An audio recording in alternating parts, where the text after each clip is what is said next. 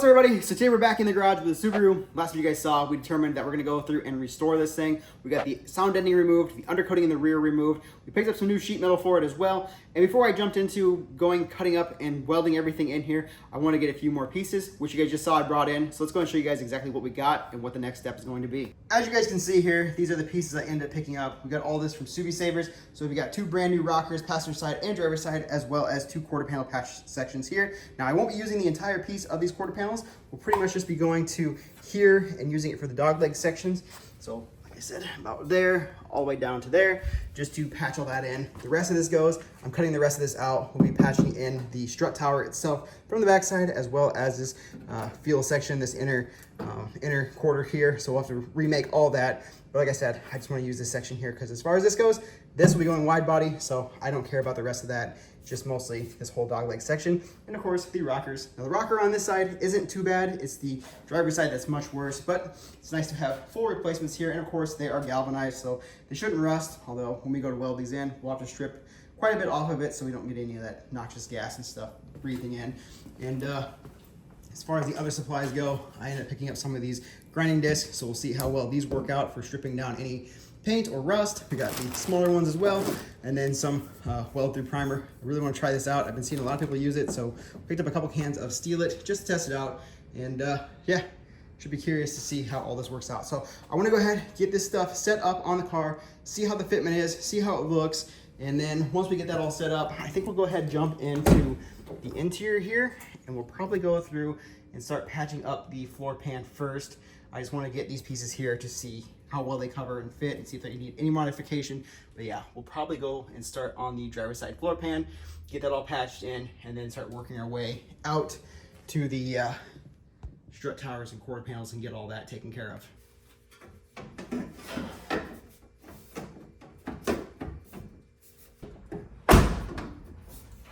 So there you guys can see for fitment, obviously we're putting metal on top of metal, so it's not gonna be a perfect fit, but it is matched up right there with the fuel door if you guys are looking to get an entire patch for yourselves. And it covers up all the rust that I at least have on mine for the quarter section here. So we could go stock body if we wanted to, but like I said, I still want to go wide body. As far as fitment, everything goes here. You can see there in the door jamb. And of course, like I said, we're just putting metal over top of metal. So it's not going to line up perfectly, but at least gives me a rough idea as far as how fitment goes. We'll try to do the rockers as well. I don't know how easy that's going to be, just for the fact that these doors are going to get in the way here. And of course, like I said, we are going metal on metal. So let's try to set the passenger side on here and just get an idea of how it looks. Okay, so I'm gonna try to hold this up here so you guys can at least get a good visual of it. Like I said, we are going metal on metal, so it's not gonna line up perfectly, but you can see there, once we get it cut out, it'll line up fine. Especially right there where it meets that dog leg section there.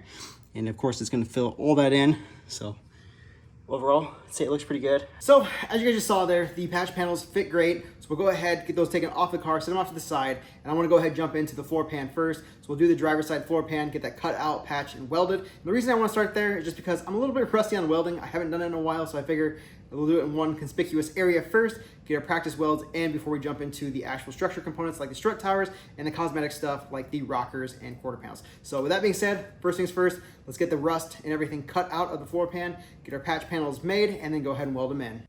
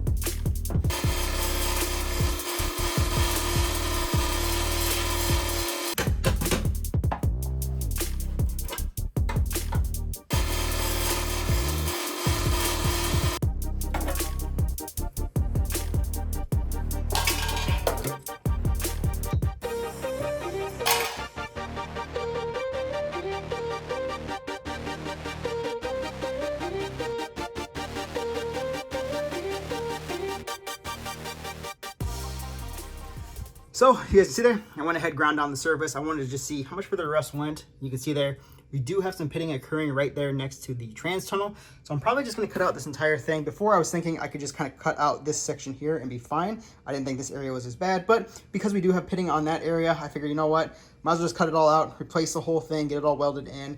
Otherwise, up here doesn't look terrible. It's just kind of right here on this edge. Like I said, it's not terrible. It just has some slight pitting, but I figured we're gonna be here, we're gonna do this, we might as well do it right. So we had all that taken care of. In order to do that, we'll have to drill each one of these spot welds that run across here. Seems to be like a structure here and here. You guys can kind of see the spot welds there, and get those taken care of. But clearly, this left-hand side is completely rotted. The spot where the dead pedal was setting to looks pretty bad, so I'll get that cut out too. But yeah, we'll go through, get all the spot welds taken care of, and then cut this all out. And I will say, this little tool here that I picked up, this little belt file thing, is awesome. So much better than using a spot weld drill bit. I know we used that when we worked on Luke's truck back in the day, and that took forever, but this one here doesn't seem to be too bad. Gets the job done much quicker. So that being said, let's go ahead and get all the spot welds ground down and get this floor pan cut out.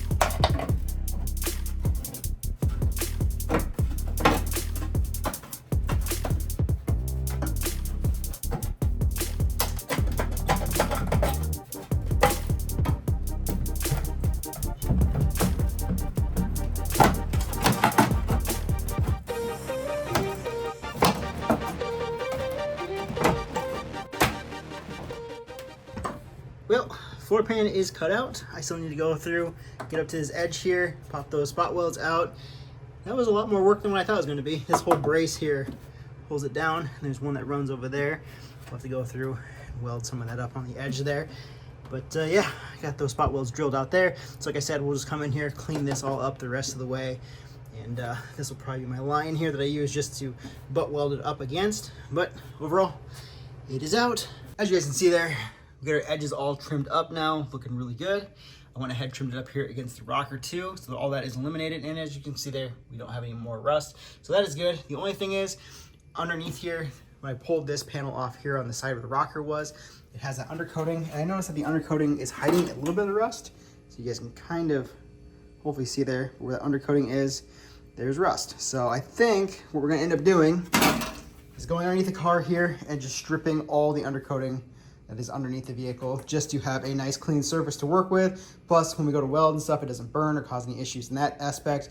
And then once that's all cleaned up and removed, we can go ahead and make our patch panel, get that welded in, and we still got some of this stuff that's back here. I started grinding on that just a little bit just to see how it would do, but it looks like that's gonna need a patch as well. So we still got a lot of work here, but we at least have our first area pulled out, cleaned up, and good to go. So let's go ahead and get underneath the car, get all that undercoating removed, and then go ahead and continue on with these rust patches.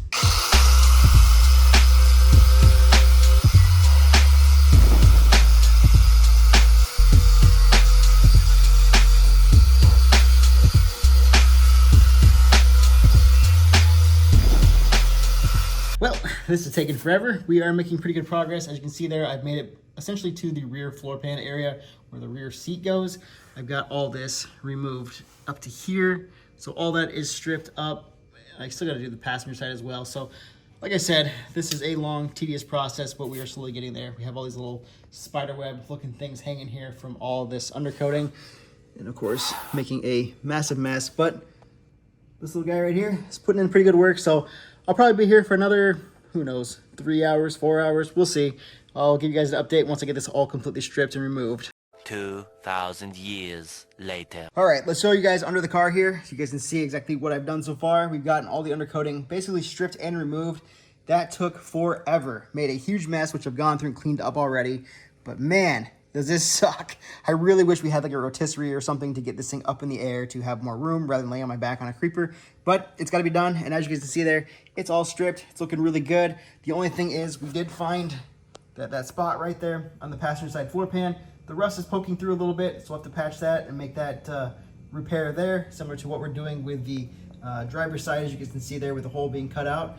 And then as far as this back corner goes, on the interior there, I did see a little bit of pitting popping through, but on this side, you can see there, it looks really clean, so we may not have to patch that up. We can just probably grind that on the interior there and neutralize the rust and coat it, so we should be fine there. But yeah, the rest of this is looking really good. Just that one spot there. Same thing with the driver's side floor pan. And other than that, it looks really good. Now, as far as the back section, I'm thinking we may drop the fuel tank, and I may have found a WRX, which if I did, you guys will have seen that video prior to this one.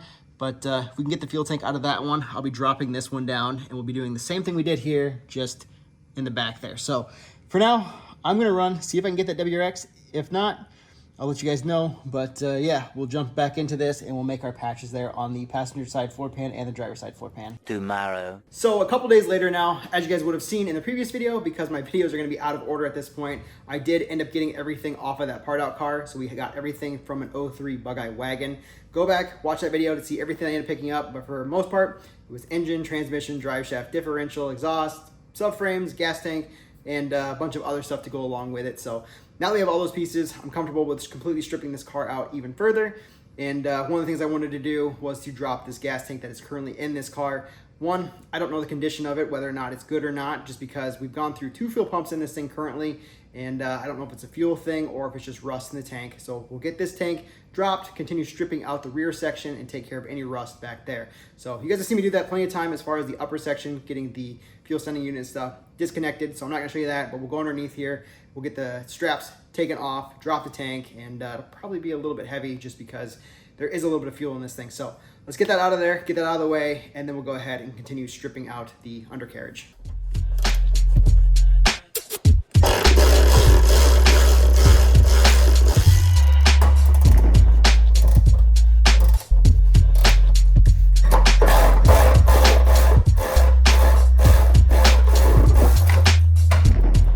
Well, tank is out. I gotta get this thing leveled out because we're leaking a little fuel. So it's out. Now that we got the fuel tank out, we can get a good look at it and see what kind of condition this is in. And as you guys can see there, there's like some weird bubbling going on around the surfaces here. So it looks like it is rusting. I don't know what the inside of the tank looks like, but I think it's a good idea to replace this one, especially since we have that WRX one. So it should be a good upgrade. But yeah, this tank looks a little rough. So let's go ahead, get the brake lines, fuel lines, and everything disconnected and continue on here.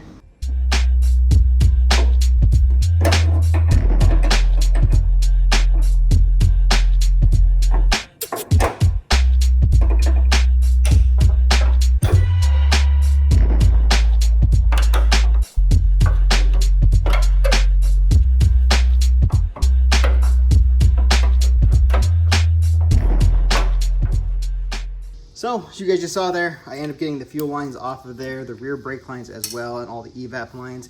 The evap stuff is pretty rotted, so that's definitely not going to be reusable. Brake lines, at least this section here, looks to be okay. Some of the fittings on the ends there look a little bit rotted, but we may have to go through and replace some of those.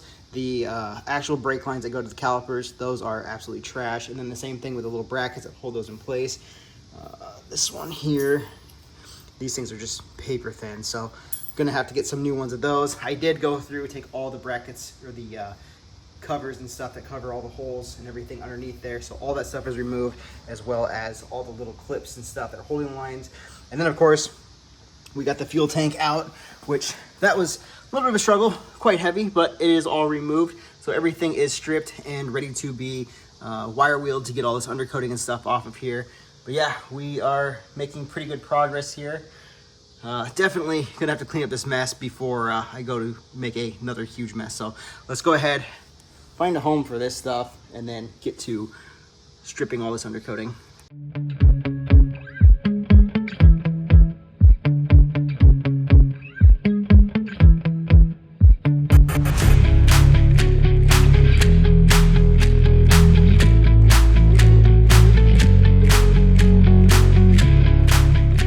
So So finally, I think I managed to get all of this stripped away, all the undercoating and stuff. Maybe like 90% of it. There's still a little bit in the crevices and stuff we'll take care of, but let's go and show you guys the results. Okay, let's try to show you guys underneath here. It's not really the best just because we're not on a lift or anything, but as you can see there, most of the undercoating is removed. There is a little bit here like around the bracketry and stuff, but like I said, I've gotten almost all of it stripped. There is a few spots, like you guys can kind of see up in this corner here, where a little bit of rust is, as well as a little bit of undercoating that we need to get to, but most of that there is just kind of like surface rust.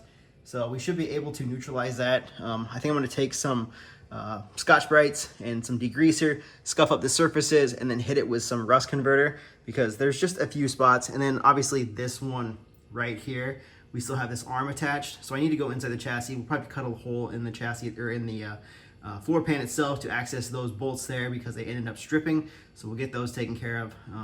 Otherwise, everything looked pretty good. There is one spot right there where a rust hole popped up. I mean, that's part of the rocker, so we'll be addressing that anyway.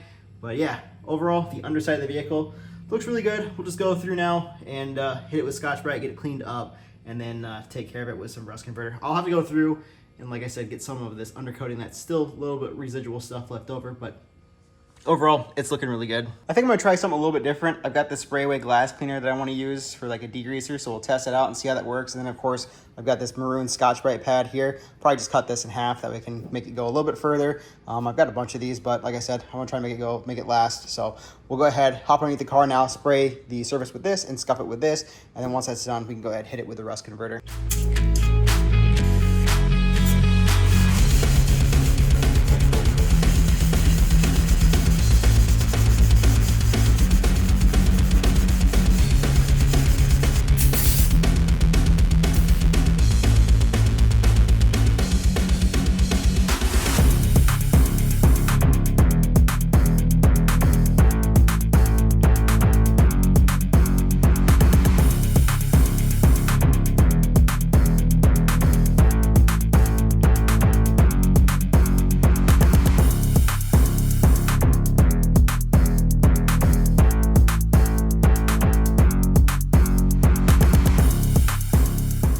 So now that we got the surface all cleaned up and scuffed, let's go ahead and hit it here with this rust cutter. So we're going to try to neutralize any of the rust that is currently under the vehicle. Just like you guys saw, a couple of the frame rails have a little bit of pitting and stuff that you can't really get into, so this should help it and convert it over to a phosphate surface. Basically, it'll just turn the rust from the brown to a black and just kind of stop it in its tracks. So let's go ahead. I got this bottle filled up here, ready to go. Let's go ahead and apply this and let it set.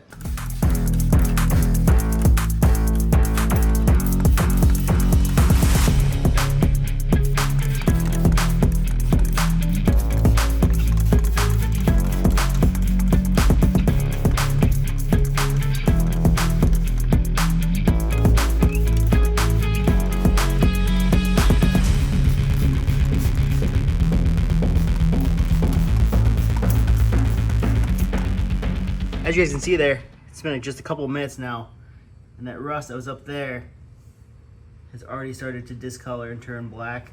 So it's working. Same thing with over here. You guys can kind of see on that frame rail there where the rust was, it's now just turning black.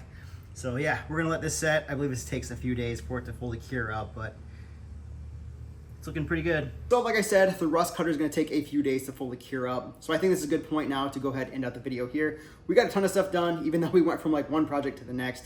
Originally, my intention was to get the floor pan patched up and welded in, and then we discovered that the undercoating was hiding rust. So obviously you guys saw, that was a huge project. Took forever to strip that, but we discovered a few more spots of hidden pinholes, rust and stuff that definitely needed to be addressed. So while we let this stuff set up and cure, I think in the next video, we'll get the fuel lines pulled up and the brake lines pulled up, because as you guys saw, there's a couple spots underneath the chassis where those lines poke through that still have some undercoating sitting there. So once those are pulled up and out of the way, we can continue on the underside.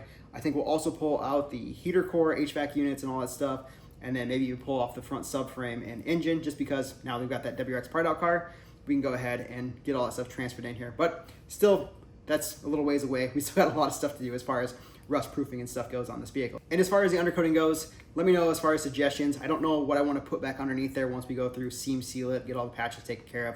If we do a rubber undercoating, or if we do like a bed liner or something, or like I said, if you guys have any other suggestions, throw it down in the comments below. But otherwise, hope Hope you guys liked this video. If you guys did, make sure big thumbs up. Don't forget to subscribe. Clearly, we got a ton of stuff to do with the Subaru, so stay tuned for that, and I'll see you guys in the next one.